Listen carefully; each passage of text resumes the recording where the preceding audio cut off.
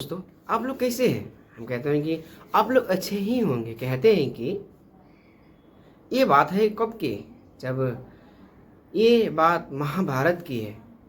कहते हैं कि द्रौपदी ने 5 पतियों के साथ कैसे बनाए संबंध और अर्जुन को मिली थी तब सजा।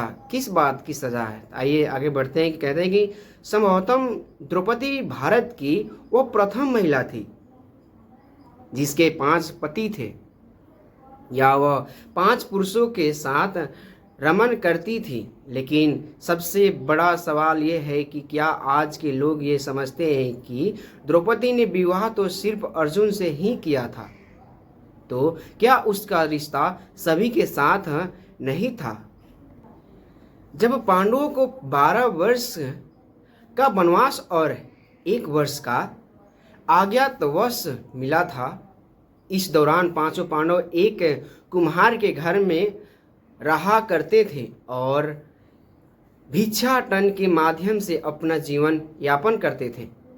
ऐसे में भिक्षाटन के दौरान उन्हें द्रौपदी के स्वयंवर की सूचना मिली। एक यंत्र में बड़ी सी मछली घूम रही थी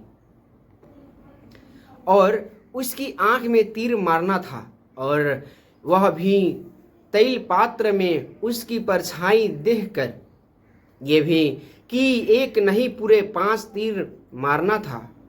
अर्जुन ने ये प्रतियोगिता जीत ली।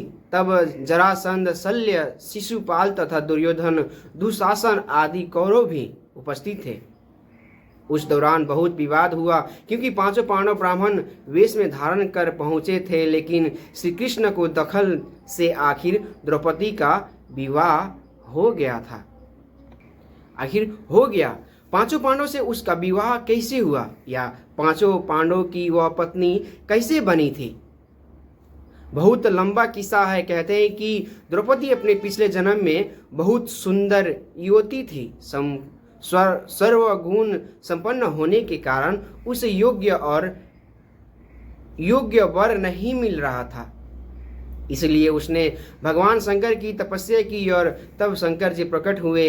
इसलिए उसे शिव जी के वरदान के कारण इस जन्म में 5 पति प्राप्त हुए हैं।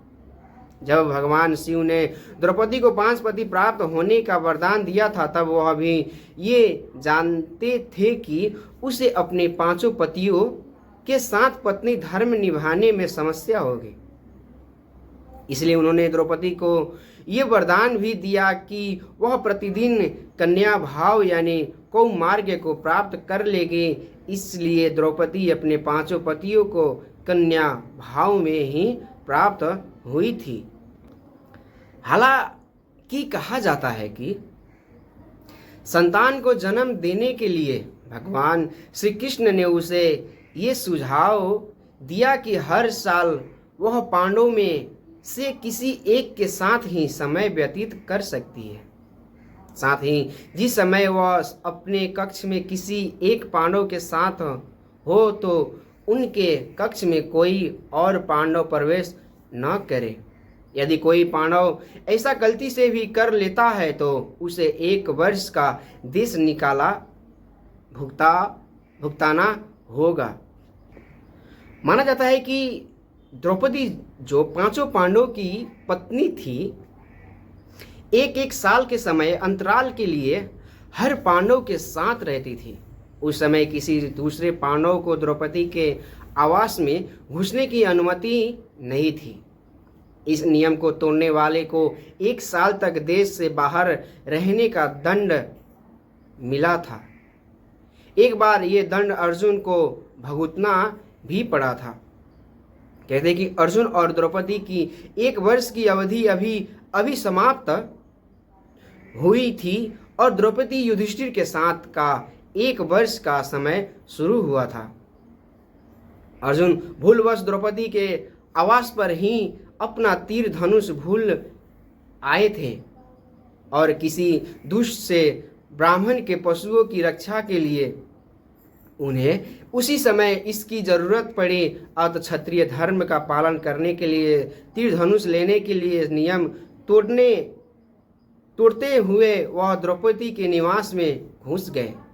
उस दौरान द्रौपदी युधिष्ठिर साथ में थे। बाद में इसके दंड स्वरूप अर्जुन के 1 साल के लिए राज्य से बाहर चले गए। 1 साल के वनवास के दौरान अर्जुन की मुलाकात उलूपी से हुई और वह अर्जुन पर मोहित हो गई। ऐसे में वह उन्हें खींचकर अपने नागलोक में ले गई और उसके अनुरोध करने पर अर्जुन को उससे विवाह करना पड़ा था।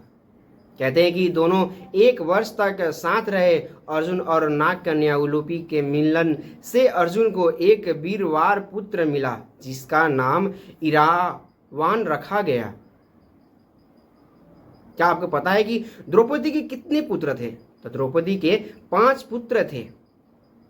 द्रौपदी ने एक वर्ष के अंतराल से 5 पांडव के एक पुत्र को जन्म दिया था। लेकिन दुर्भाग्य कि इन 5 पुत्रों को अश्वत्थामा ने मार दिया था। द्रौपदी और सत्यभामा की बात की संवाद है। कहते हैं कि एक दिन की बात है। पांडव और ब्राह्मण लोग आश्रम में बैठे थे। उसी समय द्रौपदी और सत्यभामा भी आपस में मिलकर एक जगह बैठी थी। दोनों ही आपस में बातें करने लगी। सत्यभामा ने द्रौपदी से पूछा, बहन, तुम्हारे पति पांडव जन तुमसे हमेशा प्रसन्न रहते हैं। मैं देखती हूँ कि वे लोग सदा तुम्हारे वश में रहते हैं। तुम मुझे भी ऐसा कुछ बताओ कि मेरे श्याम सुंदर भी मेरे वश में हो जाए, यानी मेरे समक्ष रहे। तब द्रौपदी बोली, सत्यभामा, ये तुम मुझसे कैसी दुराचारणी स्त्रियों के बारे में पूछ रही हो? जब पति को ये मालूम हो तो वह अपनी पत्नी के वश में नहीं हो सकता। तब सत्यभामा ने कहा, तो आप बताइए कि आप पांडवों के साथ कैसा आचरण करती हैं? ये उचित प्रश्न जानकर तब द्रौपदी बोली, सुनो, मैं अहंकार और काम क्रोध को छोड़कर बड़ी ही सावधानी से सब पांडवों की स्त्रियों सहित सेवा में करती रहती हूँ। मैं ईर्ष्या से दूर रहती हूँ। मन को काबू में रखकर कटु भाषण से दूर रहती हूँ। किसी से भी समक्ष असभ्यता के खड़ी नहीं होती हूँ। बुरी बातें नहीं करती हूँ और बुरी जगह पर भी मैं नहीं बैठती हूँ। पति के अभिप्राय को पूर्ण संकेत समझकर अनुसरण करती हूँ। देवता, मनुष्य, सजा धजा या रूपवान कैसा ही पुरुष हो, मेरा मन पांडवों के सिवाय कहीं नहीं जाता है। उनके स्नान के बिना मैं स्नान नहीं करती। उनके बैठे बिना स्वयं में नहीं बैठती। जब जब मेरे पति घर में आते हैं मैं घर साफ करती हूँ, समय पर भोजन कराती हूँ, सदा सावधान रहती हूँ। घर में गुप्त रूप से अनाज हमेशा रखती हूँ। मैं दरवाजे